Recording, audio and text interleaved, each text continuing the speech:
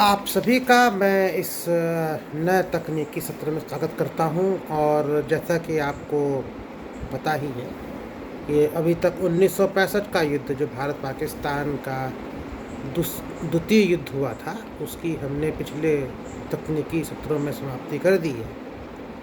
और अब हम उसके बाद एक जो भारत पाकिस्तान के बीच जो तीसरा युद्ध चला 1971 का, उसकी चर्चा करेंगे। 1971 का युद्ध तीसरा भारत पाकिस्तान युद्ध था। इसके साथ एक सबसे बड़ी एक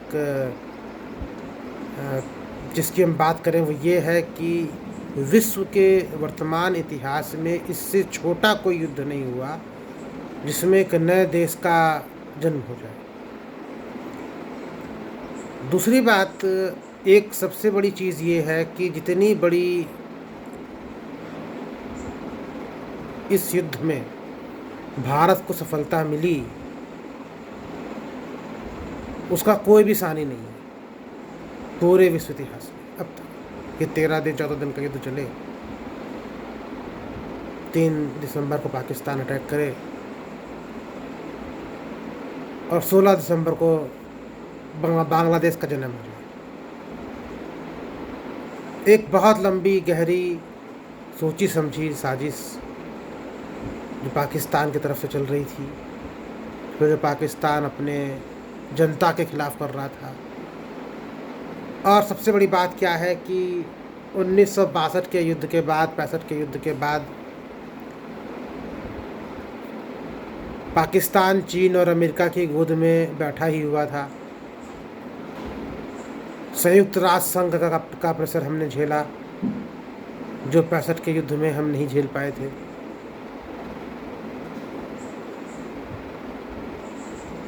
बासठ का भी युद्ध था, हमने चीन का प्रेशर नहीं झेल पाए, ये बात सही है। 47 में भी था।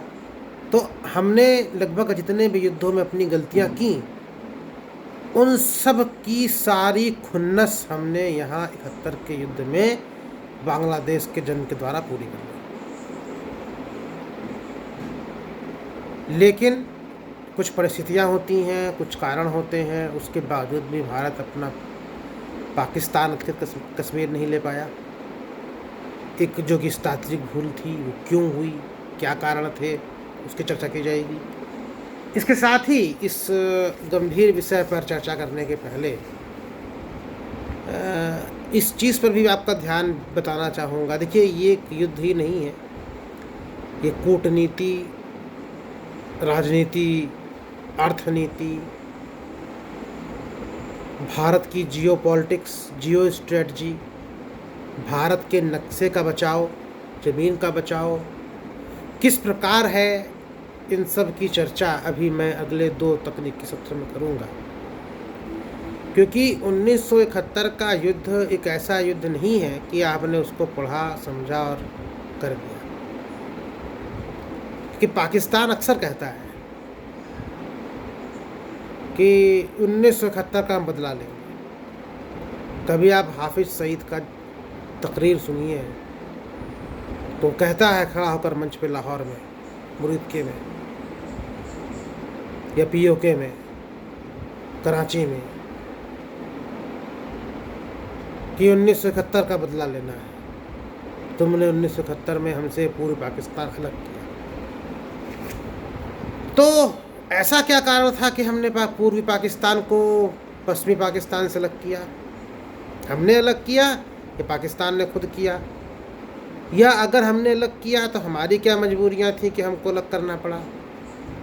तो उन सभी ऐतिहासिक तथ्यों का, राजनीतिक तथ्यों का, क्या कूटनीति थी, क्या अर्थनीति थी, क्या भूगोल के क्या कारण थे, चीन, पाकिस्तान, अमेरिका, रूस, अंतर्राष्ट्रीय रंगमंच के जितने किरदार हैं, उन सब की मैं यहाँ पे अभी आपसे 2 दिन छोटे तौर पे चर्चा करूँगा।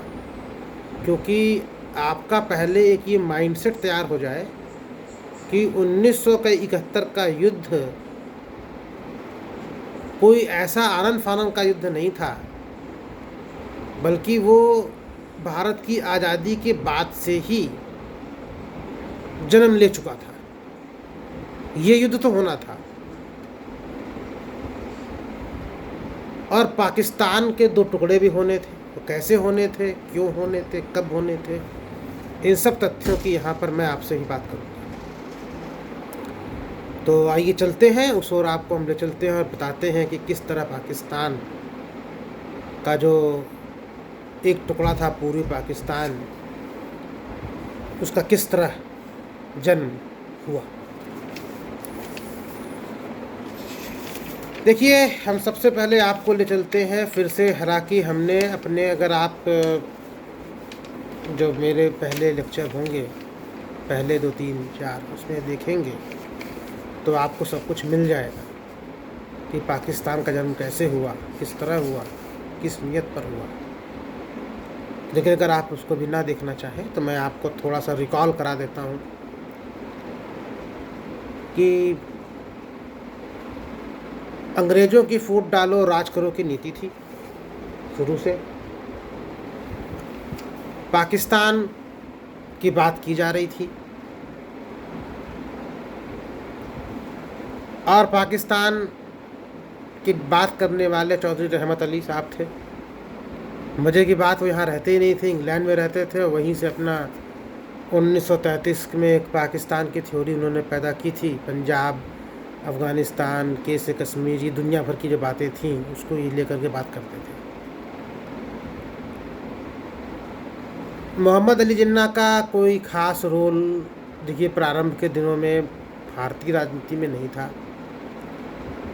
वेस्टर्न कपड़े पहनने वाले आदमी थे जो ढंग से मुसलमानी प्रक्रियाओं का भी लिहाज नहीं करते थे। नमाज, रोज़ा, ये जितनी भी चीज़ें हैं उन सब से बाहर कटे हुए थे बिल्कुल।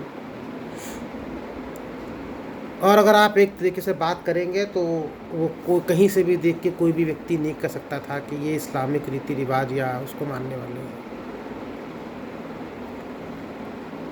और वो एक बार कहा जाता है कि कुछ समय के लिए इंग्लैंड भी चले गए थे, वहाँ से लौटे थे। तो मैं भी किताब में पढ़ रहा था जहाँ पे उन्होंने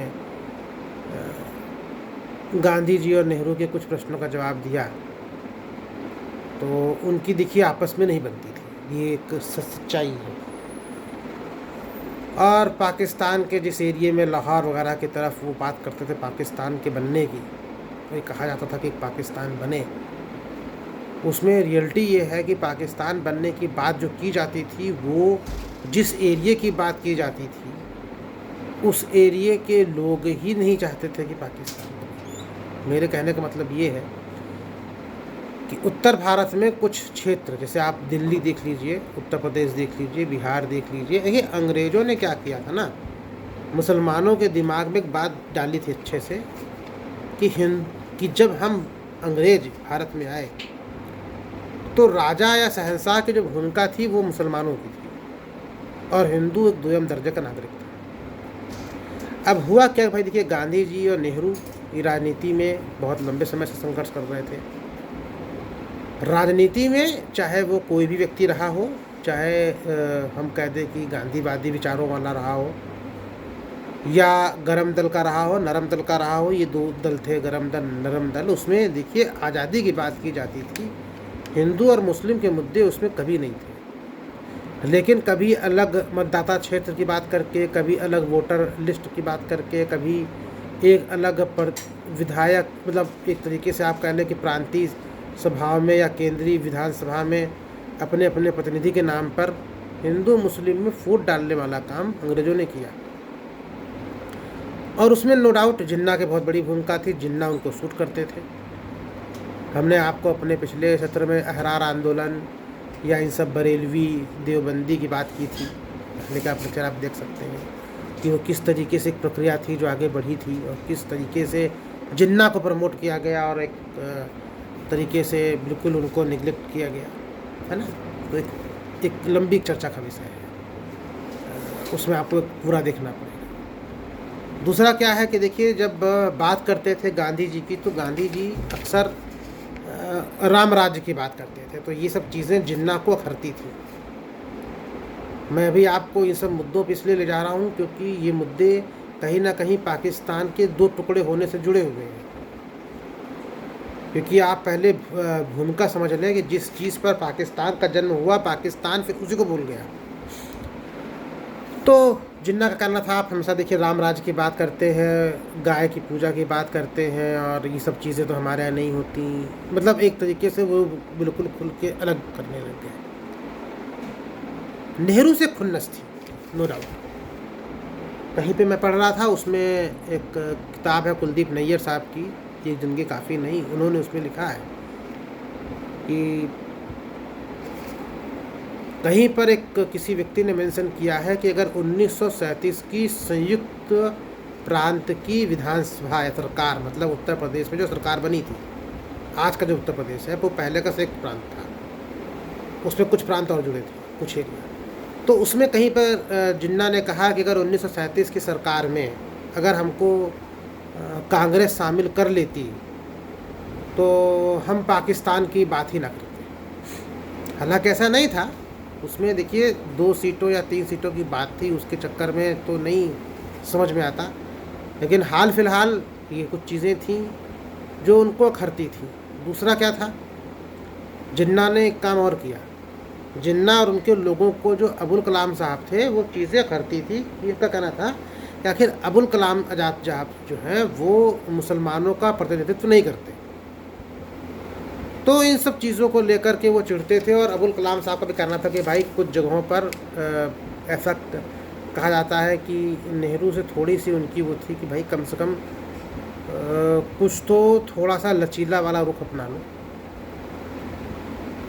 एक उनकी किताब उनकी मृत्यु के 30 साल बाद आई, उसमें कुछ बातें लिखी हैं।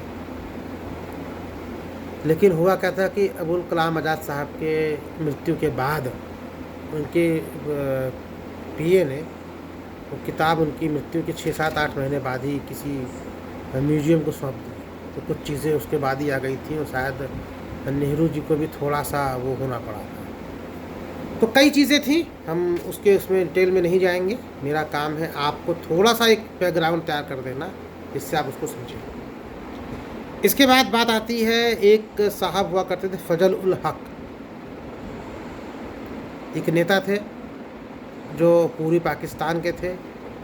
और जब लाहौर में, या अगर हम कह दें कि पश्चिमी पाकिस्तान के क्षेत्रों में जब पाकिस्तान की डिमांड की बात की जाती थी तो उस समय फजल उल हक साहब को भी शामिल किया जाता था। ऐसा इसलिए था कि पाकिस्तान बनाने के लिए जो एरिया की बात की जा रही थी,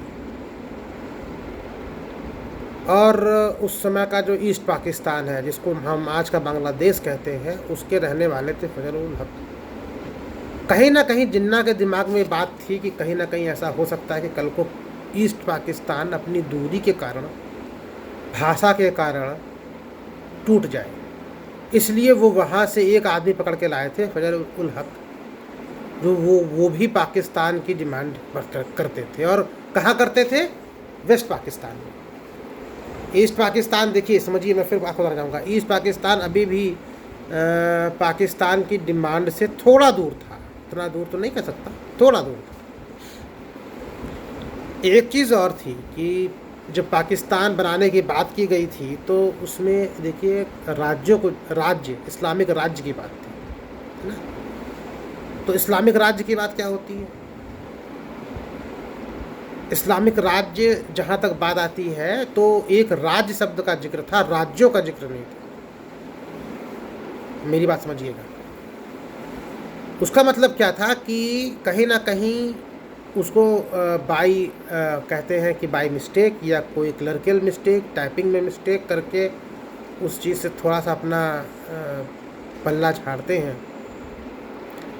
लेकिन भुट्टो ने एक जगह कहा है कि अगर इस तरह की गलतियां हो गई तो मुझे भविष्य में सावधान रहना पड़ेगा। तो कहीं ना कहीं उसी समय जब जिन्ना ये सब चीज़ें कर रहे थे तो एक जगह पर इस्लामिक राज्यों या राज्यों की अवधारणा की बात की गई थी। तो ये एक कहीं ना कहीं बाई मिस्टेक कह लीजिए, लेकिन सिद्ध हो गया था कि पूरी पाकिस्तान इनके हाथ से टूटेगा। एक और चीज़ सामने आती है अगर हम उस तरह की बात करते हैं। जिन्ना ने जब पाकिस्तान बनाने का कॉन्सेप्ट पेश किया था तो जिन्ना की बातों से कहीं ऐसा नहीं लगता था कि वो ये समझ रहे थे कि पॉपुलेशन का ट्रांसफ़र होगा। मेरी बात समझिए, मैं यहाँ पे किसी को डिफेंड नहीं कर रहा हूँ, न मैं विभाजन का पक्षधर हूँ। मैं अखंड भारत का पुजारी हूँ और मेरा मानना है कि जो आर्यावर्त या अखंड भारत का सपना था पहले वाला मौर्य काल में, या उससे बड़ा जो कुछ हो सकता है, वही अखंड भारत में। लेकिन बात को समझिए, पाकिस्तान की बात की गई थी, उसमें जिन्ना के हिसाब से पॉपुलेशन का ट्रांसफ़र जिन्ना नहीं चाहते थे।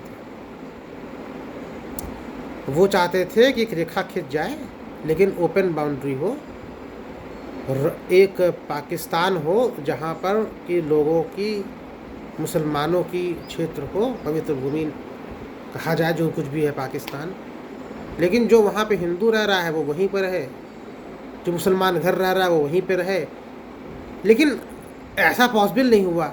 उनका जिन लोगों ने साथ दिया वो तो यहाँ से गई नहीं, और उल्टा वो चले गए बेचारे, इधर से उधर उधर से इधर हुए, मार तो उन पे पड़ी। और इसीलिए बम्बई वाला अपना घर भी जिन्ना बहुत दिनों तक अपने पास रखना चाहते थे कि हम छुट्टी मनाने इंडिया आएंगे।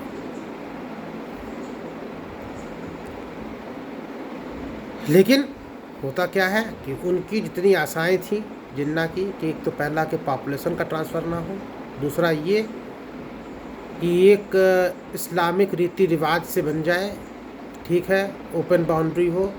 लेकिन जब आप इतना बड़ा, जब आप कलह का बीज बोएंगे तो फिर आप आग को भी संभालने की हिम्मत रखिए। वो जिन्ना के अंदर नहीं, जिन्ना उस चीज़ को कंट्रोल नहीं कर पाया।